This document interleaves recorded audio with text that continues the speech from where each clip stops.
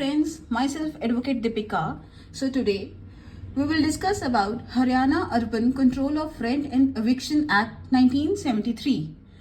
जैसे कि आपको पता होगा कि सेक्शन 4 तक तो हमने ऑलरेडी कवर कर लिया है. सो आज हम करेंगे सेक्शन 5. सो आप मेरी प्रीवियस वीडियोस देख सकते हैं. तो आज हम करेंगे section 5, revision in fair rent in certain cases.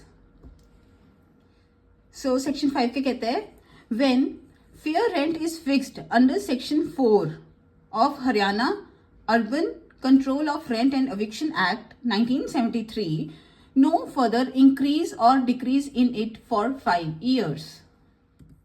Section 4 हमने ऑलरेडी किया था, पिछली वीडियो आप देख सकते हो मेरी. डिटर्मिनेशन ऑफ फेयर रेंट, कि हम फेयर रेंट कैसे डिटरमाइन करेंगे, ये सारा कंट्रोलर का काम होता है. तो आप मेरी पिछली वीडियो देख सकते हैं इसमें. सो जब when fair rent is fixed, अगर अंडर सेक्शन 4 में फेयर रेंट ऑलरेडी फिक्स्ड हो गया है तो उसमें कोई भी इंक्रीज या डिक्रीज नहीं होगा 5 सालों के लिए. सो इसका प्रोवाइजो क्या है, provided an increase may be allowed where any additions, alterations, improvements etcetera carried out at expense of landlord. अगर लैंडलॉर्ड ने कुछ भी एडिशन, ऑल्टरेशन, इंप्रूवमेंट कुछ भी किया है तो इंक्रीज हो जाएगा rent. Decrease may be allowed where there is any decrease in accommodation और एमिनिटीज. नेक्स्ट है any dispute as to increase और decrease in rent shall be decided by the controller.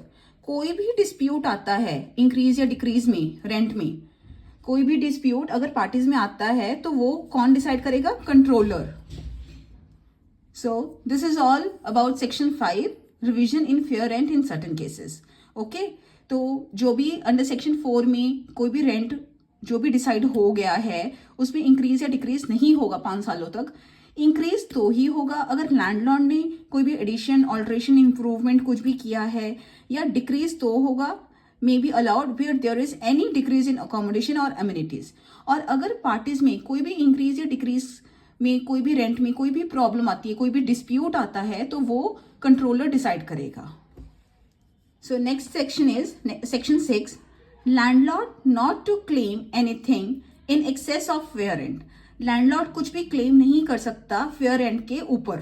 Okay, so any premium etcetera can not be received by landlord but he may receive in advance an amount not exceeding 1 month's rent. वो कुछ भी, landlord कुछ भी नहीं ले सकता but वो 1 month का एडवांस रेंट ले सकता है.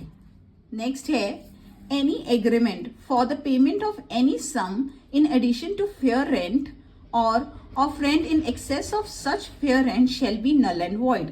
कोई भी एग्रीमेंट सम इन एडिशन और rent in excess shall be null and void.